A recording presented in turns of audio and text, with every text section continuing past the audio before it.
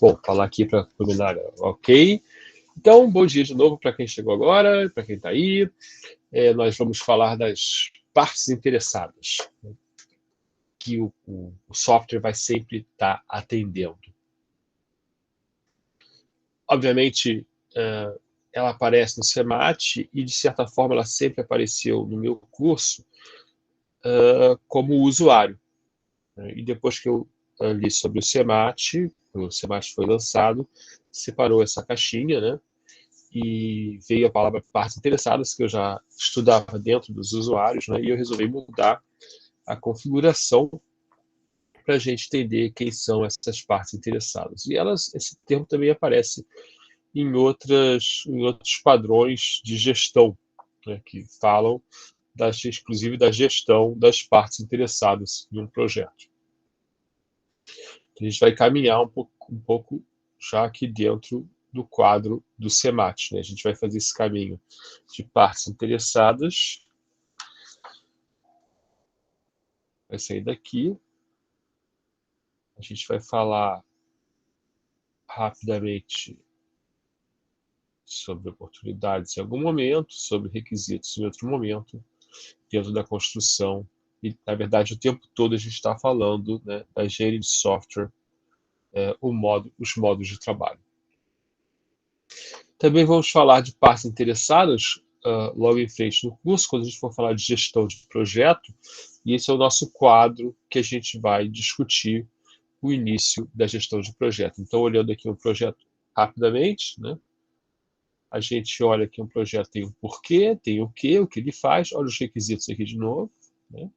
Aqui são as oportunidades, que acabaram de aparecer ali, né?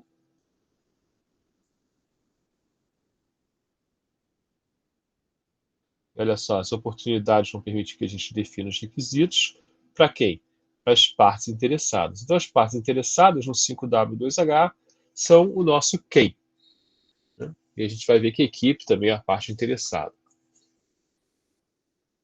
Então, o objetivo agora é entender não só o que são as partes interessadas, mas como elas se posicionam em um projeto, porque elas podem ser contra ou a favor do projeto, elas podem estar produzindo, executando o processo, elas podem estar recebendo os resultados do projeto, ou podem estar produzindo insumos para o projeto. Então, vamos entender quem são essas partes interessadas, né? E ver que um projeto não é feito só para o usuário, não é feito só para o cliente, não é feito só para o comprador. Né?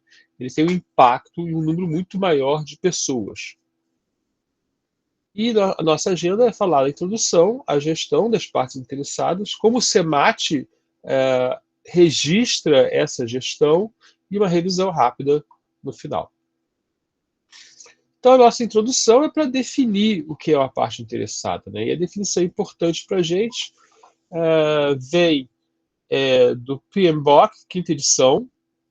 Ela se repete na sexta edição, que é mais moderna, que diz o seguinte: uma parte interessada, e que o americano chama stakeholder, ou possuidor da aposta, né? Poderia ser uma tradução literal, pode ser um indivíduo, um grupo ou organização que pode afetar, ou seja, ela altera as condições do projeto, pode ser afetado, ou seja, ela tem as suas condições alteradas pelos projetos, ou pode perceber que será afetado. Isso é interessante, porque a pessoa pode realmente não ser afetada, mas ela assume uma posição de parte interessada, né, porque ela percebe que será afetada por uma decisão, atividade ou resultado de um projeto. Então, não precisa nem ser sobre o projeto todo. Né? A gente pode pegar um projeto de engenharia civil, por exemplo, que tem que destruir algumas casas para construir uma estrada. Né? Ela não é afetada pela estrada, ela é afetada porque a casa dela vai ser destruída na primeira parte do projeto, numa atividade do projeto. No software, as pessoas são afetadas porque o software pode ocupar o lugar dela, né? Isso, no início da automação, aconteceu muito, né? Você chegava num lugar que fazia contabilidade. Eu sei de um caso narrado para mim, né, que tinha 90 pessoas trabalhando, o cara sai, implementa o sistema de contabilidade e passa a ter 6 pessoas trabalhando. Outro caso É engraçado que os números trocam aqui um pouquinho, mas são os mesmos algoritmos, né? Uma empresa que vendia passagem, com a vinda da passagem via internet, e então ela passou a trabalhar junto com a internet, essa empresa, né? E ela faz passagens agregadas difíceis que as pessoas não conseguem fazer direito via internet. Então ela foi afetada primeiro pelo mercado e depois ela teve que fazer um software mais sofisticado e que só precisava de 9 operadores em vez de 60 quando eu entrevistei, e eles estavam falando, a gente precisa de mais software porque a gente tem que trabalhar com pouco operador, que o caso que as pessoas precisam, no caso da empresa de distribuição de passagens, que é um nível mais alto que a agência de viagem, a gente precisa ganhar mais dinheiro. Então as partes interessadas não são só o cliente, o comprador, pode ser o cara que vai ser despedido, porque aquele software vai entrar, pode ser o cara que vai ser contratado também, vários softwares contratam pessoas, né? Quando eu faço Uber, né? Eu estou botando um monte de gente no mercado de trabalho que teria dificuldade de entrar, né? Não interessa as condições aqui, a gente não precisa discutir isso, as condições de trabalho no Uber, mas realmente mais pessoas trabalham porque o Uber existe. Outra coisa importante de ver é que as partes interessadas elas têm forte impacto no projeto. A gente já viu essa tabelinha rapidamente no início do curso, né, dos principais fatores de sucesso em um projeto de software. Né? E aí são pesos relativos de importância, né, e o envolvimento dos usuários e o patrocínio executivo, que são duas partes são dois fatores ligados às partes interessadas, né, são dos fatores mais importantes no sucesso de um projeto. Então, a gente vê de 4 fatores que têm mais peso no sucesso: o patrocínio executivo, ou seja, existir um executivo que compra a ideia do projeto, tem o poder de financiar, pagar pelo projeto, né, é considerado mais importante, apesar de o peso ser o mesmo, né, e o terceiro ali é o envolvimento do usuário no projeto. O usuário participa e faz o projeto andar. E tanto o patrocínio executivo quanto o usuário são partes interessadas. Então, esse mapa aqui que a gente pode ver no PMBOK, né, ele mostra que existe um projeto e esse projeto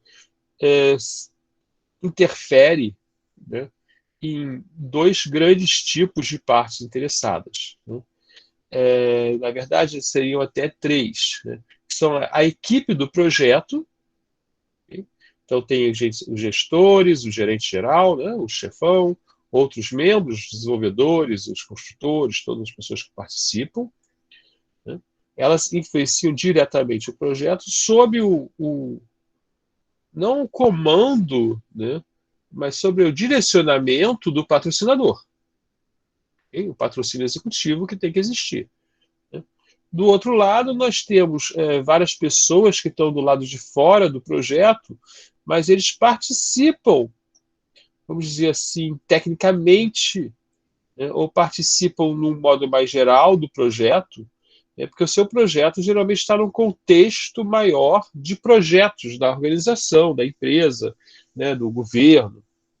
Então, você tem lá o escritório de projetos, gerente de programas da empresa, gerente de portfólio de projeto, outras partes interessadas que estão analisando um projeto, né, como uma execução de algo. Né? E, do outro lado aqui, né, também no mundo externo, as partes interessadas no projeto, né, você tem as pessoas que vão usar realmente dentro da organização ou ver o resultado desse uso. Né? Elas estão interessadas no projeto como resultado.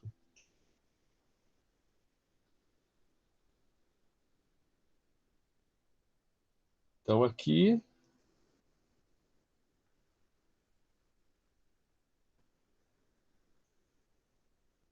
Então, se esse grupo aqui do projeto como execução, ele te ajuda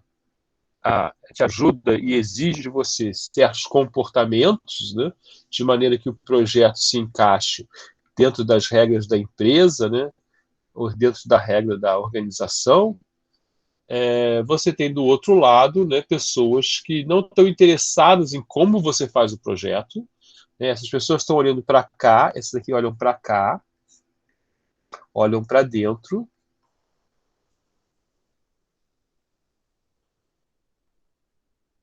Essas pessoas estão olhando aqui para cá.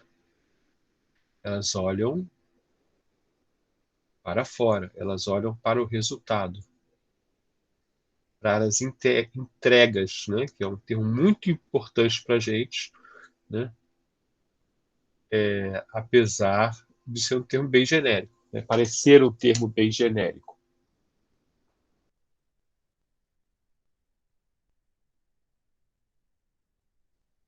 E aí nós temos ainda, né, outras partes interessadas. Essa figura não é suficiente, na verdade, apesar de ser uma figura muito famosa, né, porque são partes interessadas também, né, partes que estão aqui fora, que são afetadas pelo uso dos nossos clientes. Então, por exemplo, o nosso cliente vai usar o projeto, ele vai usar o resultado aqui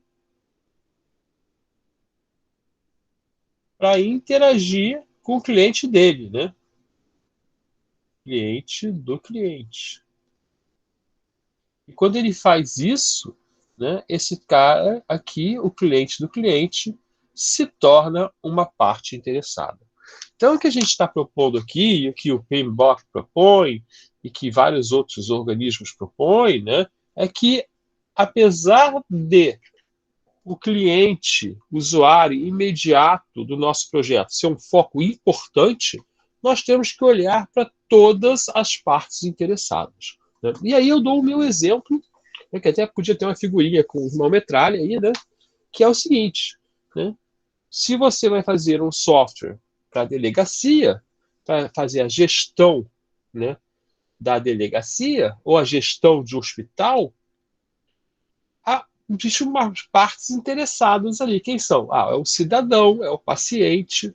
Né? Na delegacia ali, que você faz um software com as ordens de prisão, né? O bandido lá, que vai ser preso, né? O culpado lá, que vai ser preso, ele é uma parte interessada.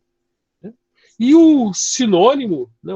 O homônimo, né? O cara que tem o mesmo nome, não o sinônimo, o homônimo do bandido, né? Também é uma parte interessada. Porque ele não quer ser preso porque tem uma ordem de prisão contra uma pessoa com o mesmo nome dele. Estão seguindo? Aquele famoso ping ali, por favor. Muito bom, obrigado. Não, Hashi. Então, a gente tem uma diferenciação entre as partes interessadas, aí tem uma repetição da definição, do usuário. Né? A parte interessada é um grupo bem maior que o grupo de usuários, e envolve também a gente, os desenvolvedores, envolve os financiadores, né? E envolve o que a gente chama de sombra do sistema. O que é a sombra? Temos o sistema aqui, né? Temos os usuários do sistema, usuários, e o sistema afeta, de alguma maneira, um outro grupo de pessoas. O que é a sombra? É um grupo de pessoas que é afetado pelo sistema. Né? E eu vou dar um exemplo da vida real. Né? Nós fizemos um software para um hospital, o meu grupo fez lá um software para um hospital, e esse software, o gestor principal decidiu que ele queria que a gente soubesse, né, o que os pacientes queriam, o que as pessoas que circulavam no hospital, na verdade, queriam. Ele percebeu isso. Né? E nós fomos investigar.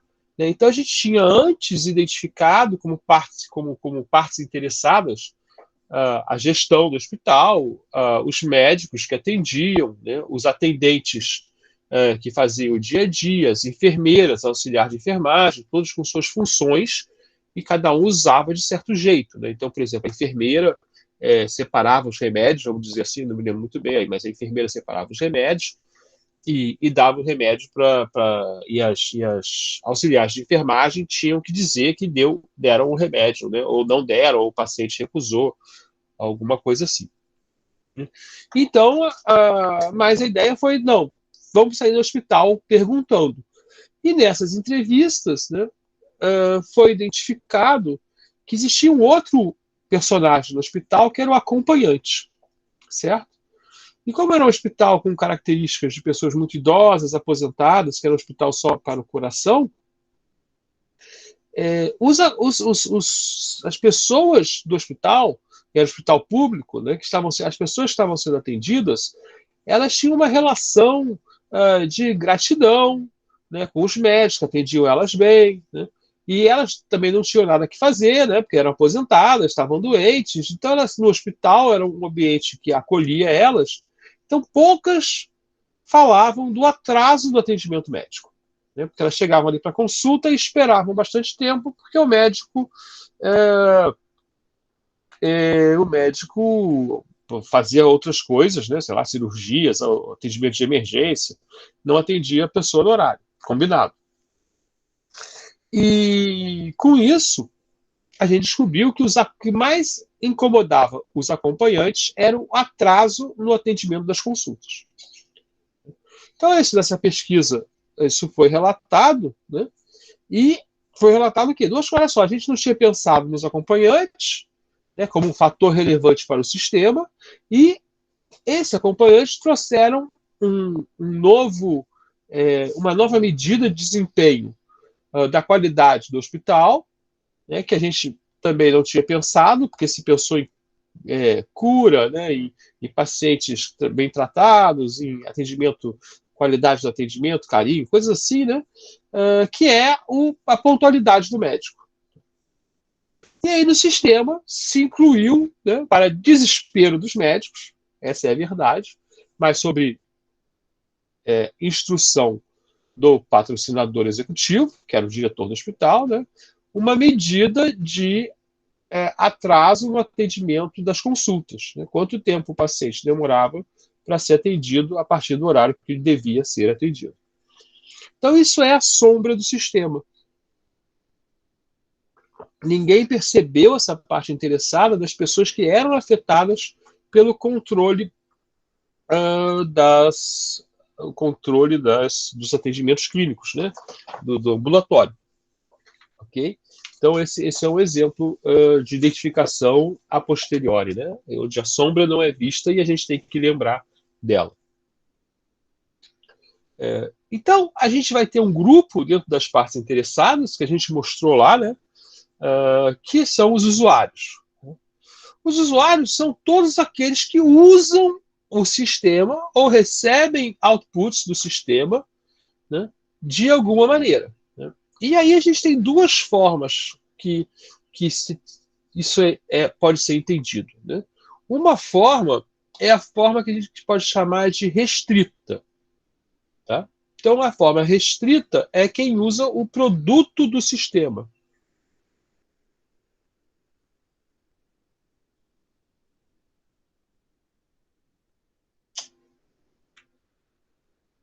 Vou apagar aqui, sim, eu não quero esse aqui, não.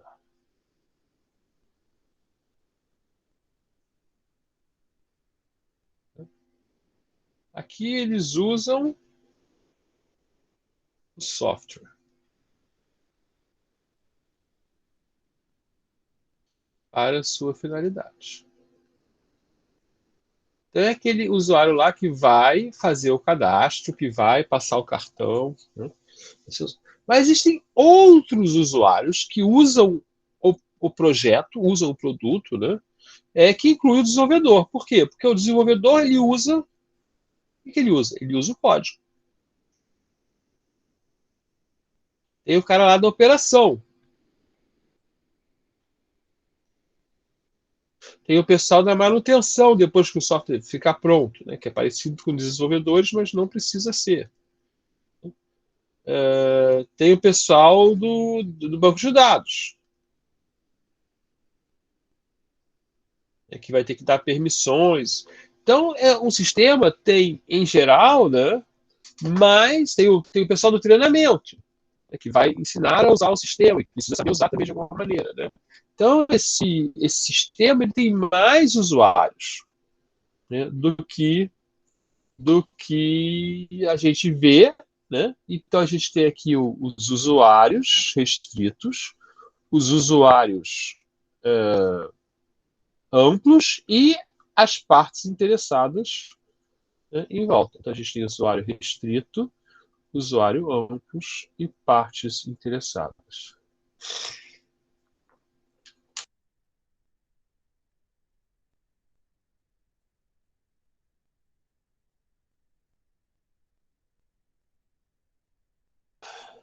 O que a gente tem que entender, isso aqui é bem importante, tá? É que os usuários, quando eles têm um objetivo, a gente vai ver isso aqui em casos de uso, certo? Então, os usuários, ou histórias do usuário, a gente vai ver isso aqui.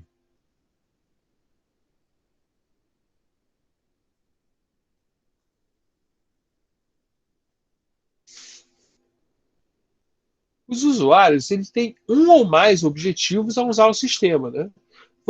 Eles usam o sistema para obter o que a gente chama de resposta planejada. Ou seja, o sistema está programado para fazer o objetivo do usuário. Ah, eu quero ir no caixa automático sacar dinheiro. Eu quero ir no caixa automático pagar uma conta. Esses são meus objetivos concretos, ok? Isso é uma coisa. E o sistema ele tem que funcionalmente atender esses objetivos. Isso aqui é o que o sistema faz.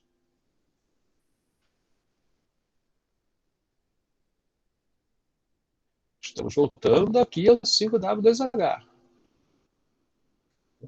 Porém, tantos usuários, mas em geral, qualquer stakeholder, qualquer parte interessada, ela tem interesses no sistema. Né? Ou seja, elas esperam que o usuário afete o negócio, afete a organização, afete o ambiente de alguma forma. Tá? Então, a gente tem aqui o porquê o sistema existe. E, obviamente, né, um usuário pode ter um interesse negativo nesse sistema. Né? Vamos supor que ele é responsável por um processo que tem dinheiro, ele rouba dinheiro desse processo. Então, se você botar um sistema que controla o processo, ele não vai poder mais roubar. Né? Mas não precisa ser roubar. Pode ser que ele deseje flexibilidade no processo que o seu projeto vai tirar. Né? Por exemplo, ele quer vender com produto, ele é um vendedor, né, na frente na rua, né? E ele quer dar descontos à vontade, né? Ele é inclusive em cima da margem dele porque ele quer vender. Né? E aí você implementa um sistema que não permite que ele dê descontos em cima da comissão dele, só permite o desconto padrão que é dado. Né? Então ele não vai ter, ele vai ter um interesse, né? Apesar do objetivo dele é vender, ele vai ter um interesse negado ali, porque talvez até porque você não tenha identificado um objetivo de poder dar descontos especiais. Então, quando o sistema implementa objetivos, que é isso que a gente define na maior parte do tempo, né? A maior parte da engenharia de software se preocupa com você atender os objetivos, a funcionalidade, né? O que a gente está chamando aqui de objetivo, tá? De um sistema. Mas eu estou falando para você, olha só, não é assim que realmente funciona.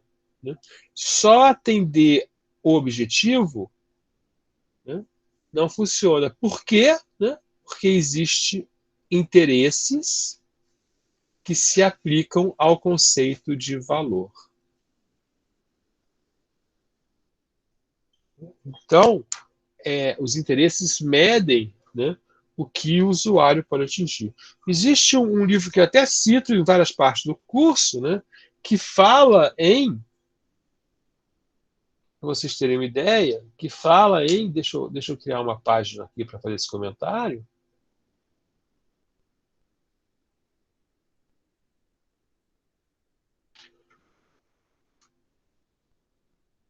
Fala em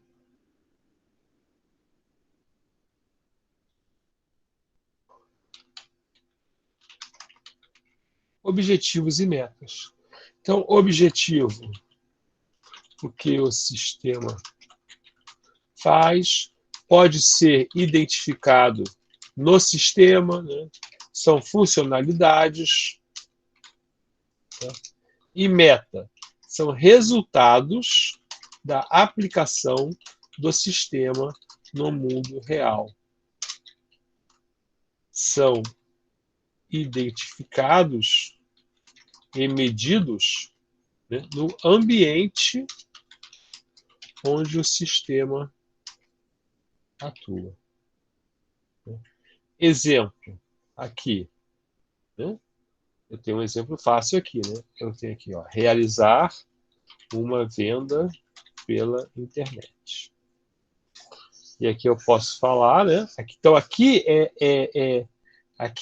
sim, não.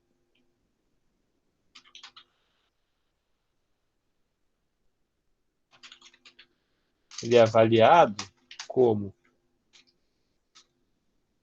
feito, não feito. Aqui é acelerar em 25% o tempo de uma venda na internet. Esses aqui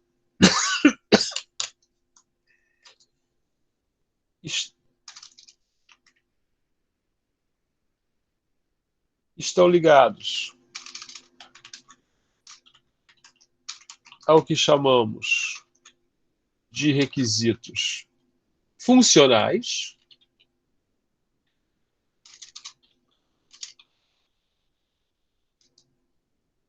Esses aqui estão ligados ao resultado do uso do sistema e alguns requisitos não funcionais. Ok. O autor aqui, agora eu não me lembro o nome, mas o livro está até disponível para vocês. Então, como a gente está falando, né, de valor,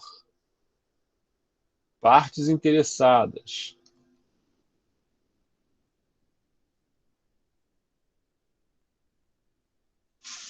o que a gente quer?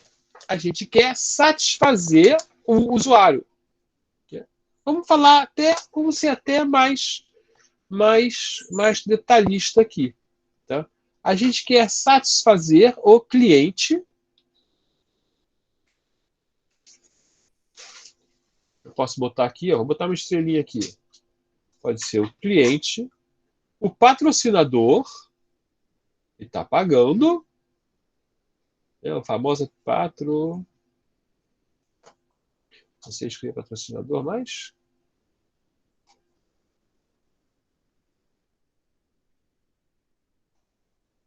ele é o famoso está pagando, da menina, daquela personagem, né? O patrocinador. E também quer satisfazer todas as partes interessadas, o que pode ser impossível. Né? Por quê? Por exemplo, se você está fazendo um software que vende melhor que o software do concorrente do seu cliente, ele também é uma parte interessada do concorrente. Né? Só que essa parte interessada, você deixa para lá. Mas ele é afetado, então ele está na definição, porque ele vai vender menos, porque você, o cliente que está recebendo o seu software, vai vender mais. Só que é uma parte interessada que a gente até vai ter que ter uma gestão para ele não saber que o software vai ser lançado e coisas assim, né? Vai ser diferente o trabalho com essa parte interessada. Outra coisa que tem que ficar clara é que a gente vai fazer a gestão da participação da parte interessada, mas ao longo do tempo, essa participação ela vai naturalmente diminuindo no projeto. Por quê?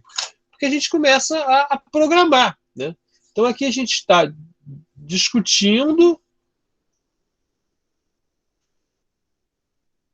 definindo, e aqui a gente começa a programar, testar. Então, e o custo de mudança vai subindo. Né? Que a participação vai cair. Então, aqui embaixo, eu não preciso tanto do meu usuário, né? Parte interessada não precisa participar tanto do dia a dia. O software está quase pronto, mas aqui, né, um erro custa muito caro. E a gente pode, então, pensar, né, e eu vou ter que fazer outro desenho aqui que eu não para explicar melhor aqui a nossa questão. A gente pode pensar o seguinte: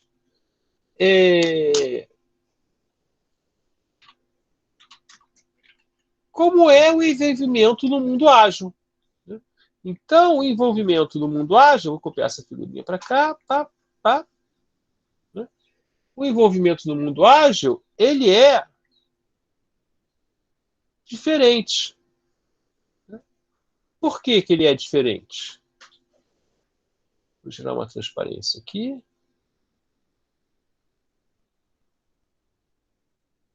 Por que ele é diferente? Porque eu tento, né, manter o custo de mudança pequeno, né, ao longo do projeto. Então, o que eu quero é que esse custo de mudança não seja exponencial.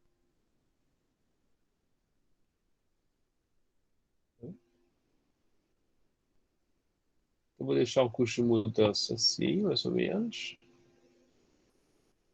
E eu quero manter a parte interessada participando do nosso projeto.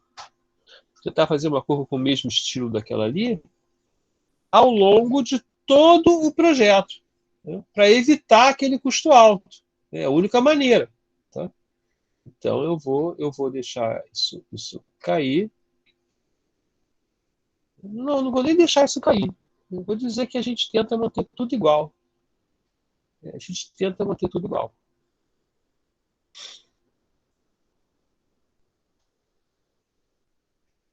Ah, preciso de outra cor. Vou botar um azul aqui, então.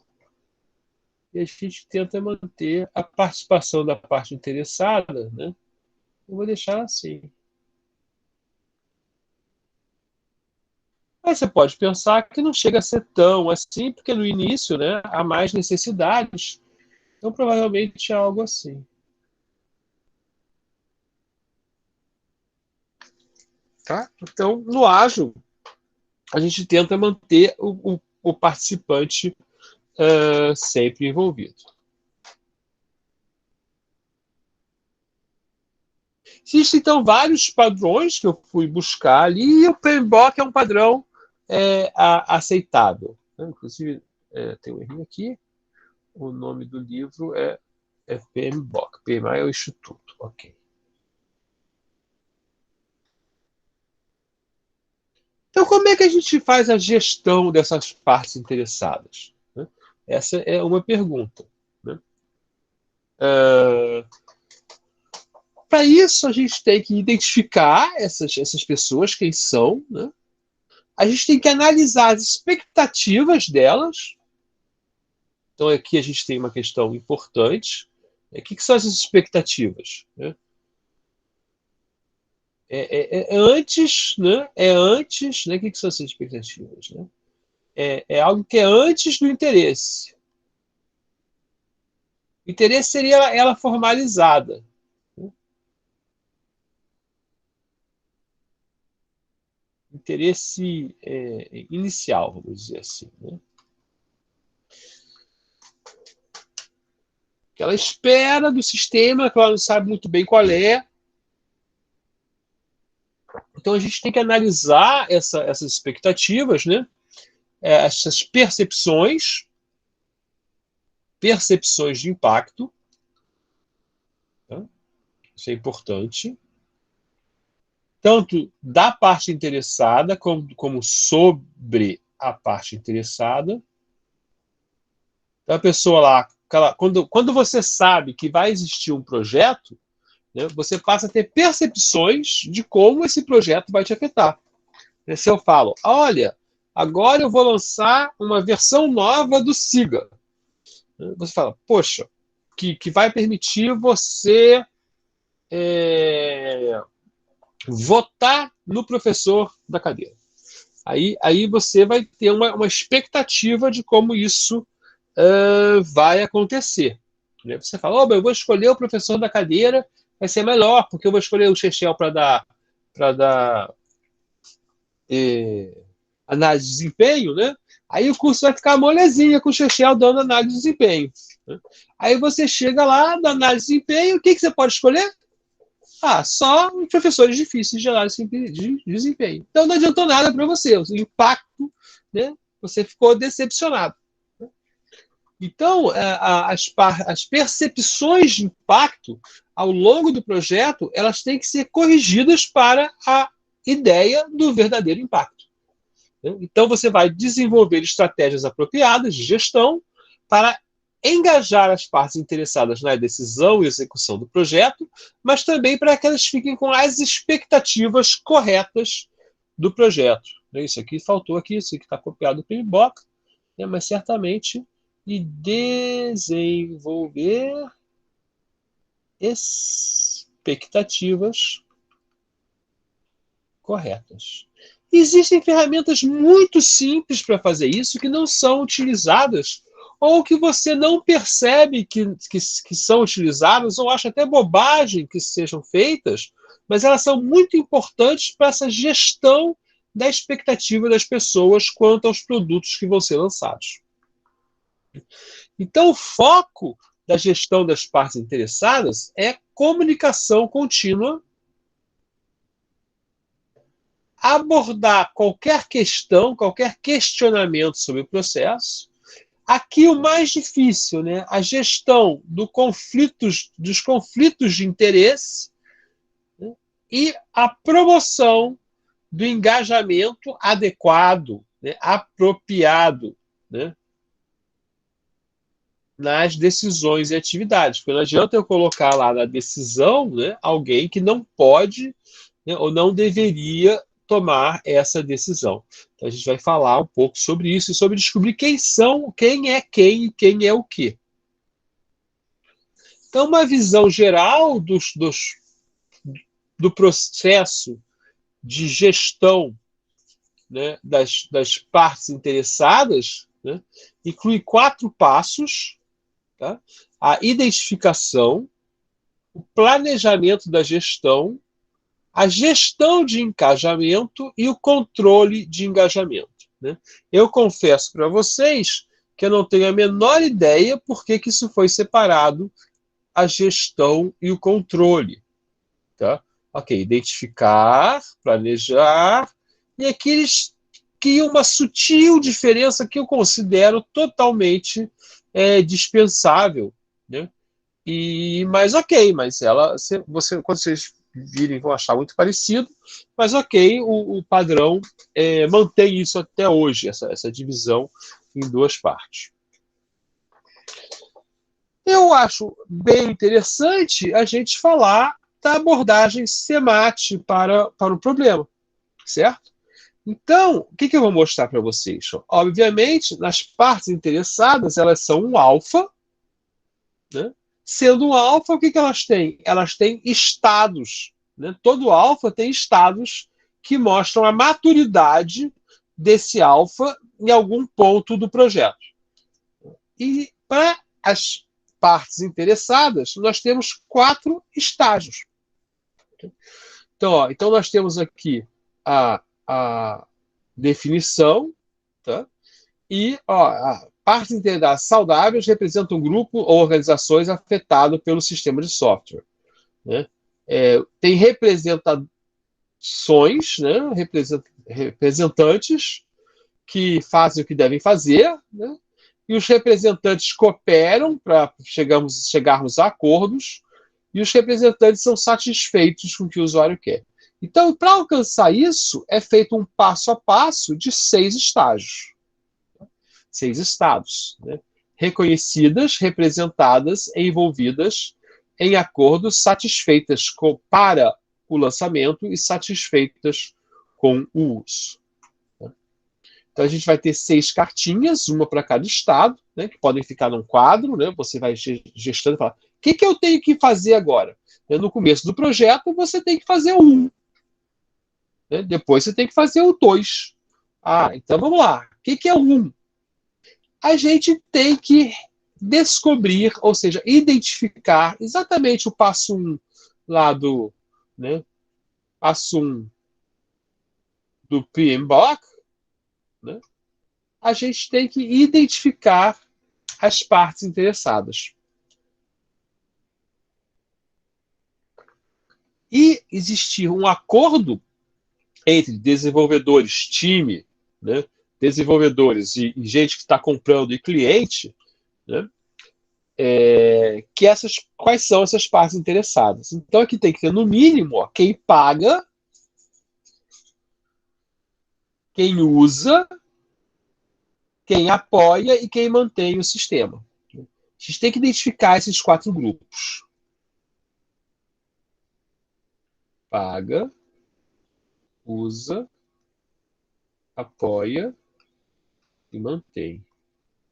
Apoia pode ser treinamento, né? Pode ser helpdesk online, né? Tira dúvida, né? Pode ser várias coisas. E mantém, tá falando mais a operação, né? Aqui tem a operação também.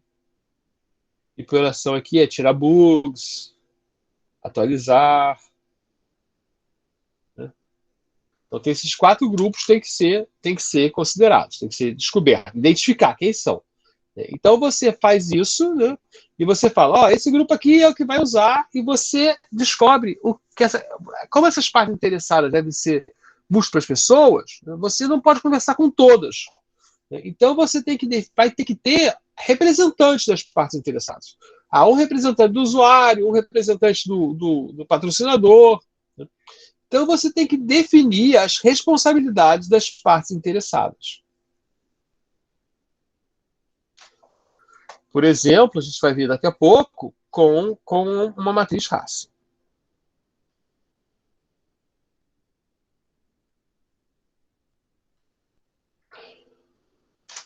Representado significa o seguinte, que você encontrou pessoas para participar junto com você no projeto, representando as partes interessadas. Né? Então aqui você tem as pessoas com que você vai se comunicar normalmente, né? Então, estão autorizadas para fazer isso, né? Para executar essas responsabilidades, para dizer quais são os requisitos do software, né? E você estabelece uma abordagem de colaboração onde todos concordam com a forma de trabalhar. Então, por exemplo, eu tenho aqui os usuários, eu vou trabalhar com o Scrum, então eles têm que concordar com participar das reuniões, concordar, tem que ter um Product Owner, esse Product Owner tem que aceitar a metodologia, e todas as partes interessadas têm que aceitar que aquele é o Product Owner, coisas assim. Depois você tem que garantir que essas partes interessadas estão envolvidas, ou seja, elas estão trabalhando como deviam estar. Elas dão feedback, elas tomam parte nas tomadas de decisões, elas não atrasam o projeto. Né? Isso não é fácil, né? Porque mesmo projetos são importantíssimos para um departamento, para uma organização, né? Eles ficam, às vezes, parados porque o dia a dia exige demais das partes interessadas. Né? Isso é um problema, né, a identificar e que não é simples de resolver quando o dia a dia da empresa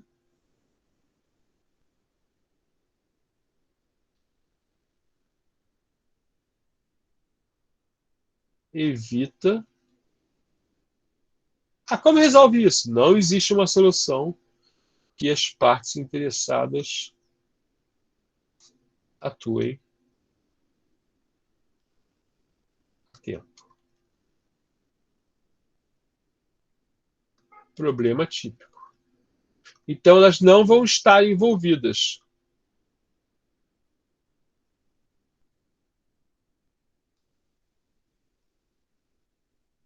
O que você tem que fazer? Né? Você tem que resolver, então, talvez o problema da representação, voltar um passo atrás. Né?